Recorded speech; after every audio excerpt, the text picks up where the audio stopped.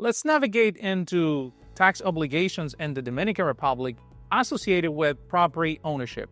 When you own a property in the Dominican Republic, there will be some tax obligations that you will be liable to.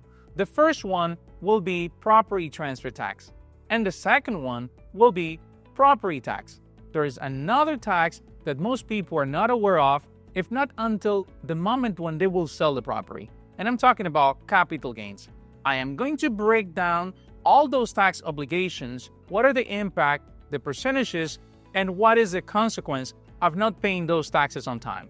My name is attorney Johan Confidente, a real estate lawyer in the Dominican Republic, and I will invite you to subscribe and like this video. Also, at the end of this video, I will be sharing my contact information so you can connect with us if you have any question or concern. When you buy a property in the Dominican Republic, your ultimate goal is to get the property transferred to your name. Therefore, the first thing that you need to comply with is to pay the property transfer taxes, LTT. You have to pay the equivalent to this tax in the Dominican Republic in order to be able to transfer the property to your own name. Now, unless the property has the benefit of CONFOTUR or any other benefit associated to some other tax exoneration. For example, I have some videos where I talk about the tax benefit associated to retiring age. So you can access to this type of benefit. But unless your property has any exemption, you will have to pay property transfer tax. And the property transfer tax in the Dominican Republic is 3%. 3% from the registered value or the purchase price, whichever is higher of the two. Therefore, it's not only to figure how much you're paying for the property, but you also have to determine what is the registered value. And you will do that during the due diligence process, meaning that the acting lawyer on your behalf will be the right person to determine the registered value of the property and if there is any other tax implication that might be outstanding on the seller side. Now, the first thing that you need to know is to determine if the registered value is higher than the purchase price so you can come up with the right amount that you will be paying for the transfer tax. When the property has already been transferred to your name, now you will be liable to property taxes. Property tax in the Dominican Republic is paid once a year, but you have the option to pay 50% in March and another 50% in September. I highly recommend you to connect with your lawyer since the amount of the taxes might fluctuate according to the exchange rate.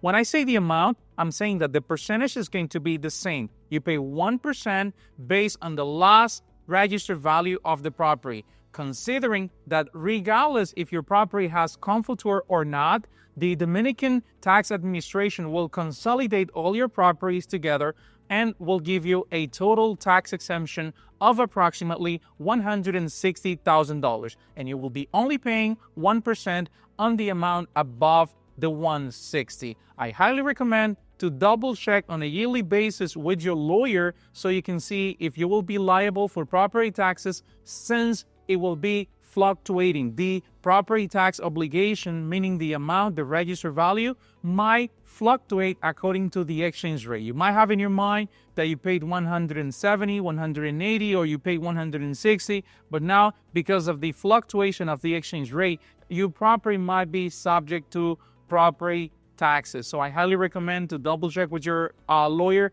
on a yearly basis, but now you know that you should pay your taxes within the first 3 months of the year for the 50%, but I recommend you to just pay it in full so you take that off your table. And you also have the option to pay the remaining 50 at the end.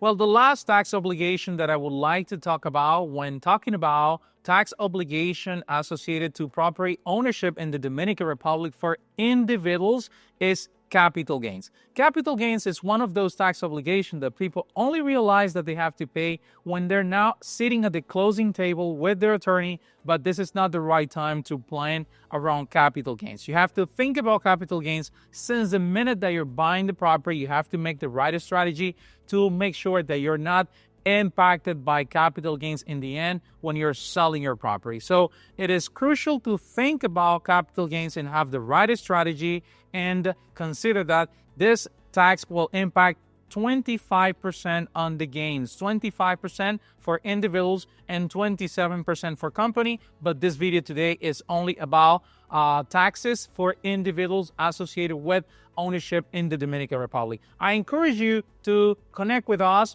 and learn more about all the tax implications so we can help you to navigate all tax obligations in the Dominican Republic around the property ownership. I hope this video was helpful for you, and if it was, I would like to see your comments below, and please see my contact information. If you have any question, any concern, feel free to connect with us and we will be more than happy to assist you.